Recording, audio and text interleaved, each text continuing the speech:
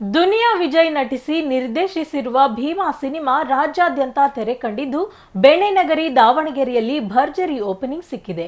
ದಾವಣಗೆರೆಯ ಅಶೋಕ ಚಿತ್ರಮಂದಿರದಲ್ಲಿ ದುನಿಯಾ ವಿಜಯ್ ಅಭಿಮಾನಿಗಳು ನಟ ದುನಿಯಾ ವಿಜಯ್ ಭಾವಚಿತ್ರಕ್ಕೆ ಹಾಗೂ ಖಳನಟರಾದ ದಿವಂಗತ ಅನಿಲ್ ಹಾಗೂ ಉದಯ್ ಅವರ ಭಾವಚಿತ್ರಕ್ಕೆ ಹಾಲಿನ ಅಭಿಷೇಕ ಮಾಡಿ ಕರ್ಪೂರ ಬೆಳಗಿ ಭೀಮಾ ಸಿನಿಮಾ ಶತದಿನೋತ್ಸವ ಆಚರಿಸಲಿ ಎಂದು ಶುಭ ಕೋರಿದರು.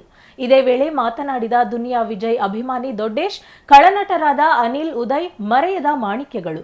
ಈ ಸಿನಿಮಾವನ್ನ ದಾವಣಗೆರೆ ಜನ ಅವರಿಗೆ ಅರ್ಪಿಸುತ್ತೇವೆ. ಅಷ್ಟೇ ಅಲ್ಲದೆ ದುನಿಯಾ ವಿಜಯ್ ಅಭಿನಯದ ಭೀಮಾ ಚಿತ್ರ 100 ದಿನ ಪೂರೈಸಲಿ ಎಂದರು.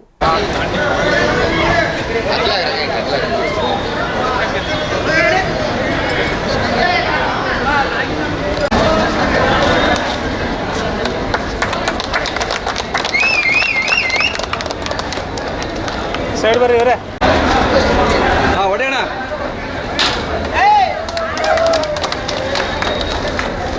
ಭೀಮಾ ಚಿತ್ರ ದುನಿಯಾ ವಿಜಯ್ ಅವರು ನಿರ್ದೇಶನ ಮಾಡಿ ನಟಿಸಿರ್ತಕ್ಕಂಥ ಇದು 2ನೇ ಚಿತ್ರ.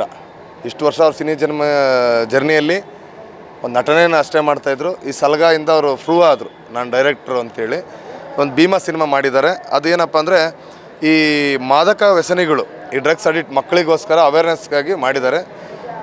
ಹಾಗಾಗಿ ಈ ಸಿನಿಮಾ ಯಶಸ್ವಿ ಆಗಲಿ. ಆಮೇಲೆ ಇನ್ನೂ ಹೆಚ್ಚಿನಾಗಿ ನಾವು ಇಲ್ಲಿ ಈ ಸಂದರ್ಭದಲ್ಲಿ ನಮ್ಮ ಅನಿಲಣ್ಣ, ಉದಯಣ್ಣವ್ರನ್ನ ಭಾಳ ಮಿಸ್ ಮಾಡ್ಕೊತ ಇದ್ದೀವಿ. ಯಾಕೆಂದರೆ ಅವರು ಮರೆಯಲಾಗದ ಮಾಣಿಕ್ಯಗಳು.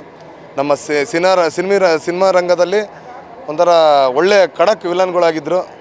ದುರ್ವಿಧಿ ಅವ್ರು ನಮ್ಮ ಜೊತೆ ಇಲ್ಲ, ಅವ್ರನ್ನ ನೆನಪು ಮಾಡ್ಕೊಳ್ತಾ ಈ ಸಿನಿಮಾ ನಾವು ಅವ್ರಿಗೆ ಅರ್ಪಿಸ್ತಾ ಇದ್ದೀವಿ ಸರ್.